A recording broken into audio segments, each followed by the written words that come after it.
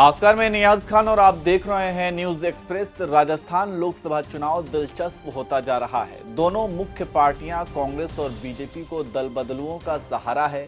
ऐसे में दोनों पार्टियां अपने विरोधी नेताओं से परेशान हैं और भीतर घात की समस्या से डर रहे हैं। ऐसे में बीजेपी को अपने दिग्गज नेता भूपेंद्र यादव को अलवर से टिकट दिया है, जहां पर बाबा बालकनाथ का राज चलता है, जो अब विधायक मात्र हैं। ऐसे में नाराजगी की भी खबरें हैं। ऐसे में क्या भूपेंद्र की राह आसान होगी?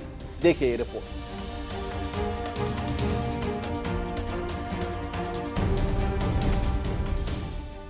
राजस्थान में कांग्रेस और बीजेपी में कांटे की टक्कर देखी जा रही है। बस इसी बात से बीजेपी परेशान है और इसके साथ ही साथ टिकट की चाह में आस लगाए बैठे नेताओं का विद्रोह भी झेलना पड़ रहा है। 2019 में राजस्थान लोकसभा चुनाव में बीजेपी ने कांग्रेस का सफाया कर दिया था और 25 लोकसभा की 25 सीटें जीत ली थी।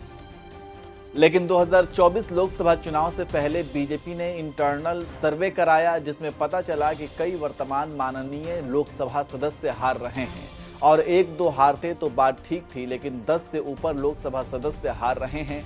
ऐसे में बीजेपी की जमीन खिसक गई है और बीजेपी ने रणनीति बनाना शुरू कर दिया है और बड़ी ही सोच समझकर टिकटों का ऐलान किया।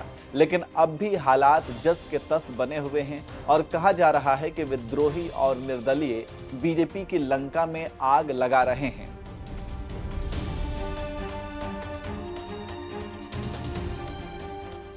ऐसे में एक सीट अलवर लोकसभा सीट भी काफी दिलचस्प बनती जा रही है और कहा जा रहा है कि बाबा बालकनाथ नाराज हैं। फिर अब कहा जा रहा है कि भूपेंद्र यादव की राह अलवर में आसान नहीं है। ऐसे में सवाल बन रहा है कि क्या बाबा का समर्थन मिल रहा है भूपेंद्र यादव को? नहीं।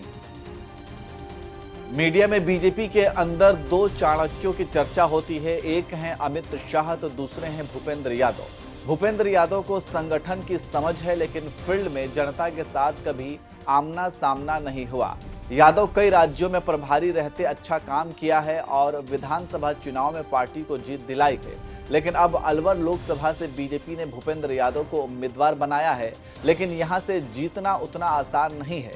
जानकारों की माने तो पिछले लोकसभा चुनाव में भले ही बीजेपी ने हरा दिया था, लेकिन पिछले साल हुए विधानसभा चुनाव के नतीजे कुछ और ही कहानी कह रहे हैं। अलवर लोकसभा में शामिल 8 विधानसभा सीटों में कांग्रेस का 5 पर कब्जा है। 3 सीटों पर वोटों का अंतर भी ज्यादा है, जिससे बीजेपी को काटना मुश्किल ही नहीं नामुमकिन है।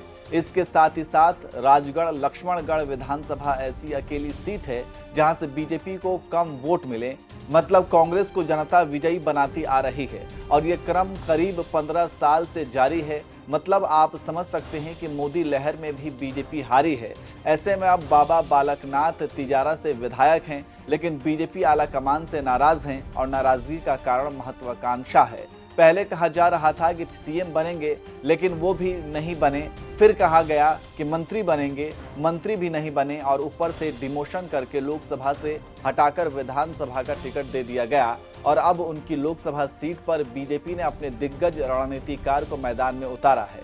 ऐसे में कहा जा रहा है कि बालकनाथ की नैया पार लगा सकते हैं और भूपेंद्र यादव के खिलाफ सारी परिस्थितियां हैं। लोकसभा की 8 में से 5 पर कांग्रेस का कब्जा है, 3 पर बीजेपी। इसके साथ ही इलाके का दिग्गज अंदर से दुखी है। इसलिए कहा जा रहा है कि भूपेंद्र यादव हारेंगे और अगर जीतते हैं तो ये जीत बीजेपी की नहीं बल्कि बालकनाथ की होगी। देखना दिलचस्प होगा कि अलवर लोकसभा पर जीत किसकी होती है।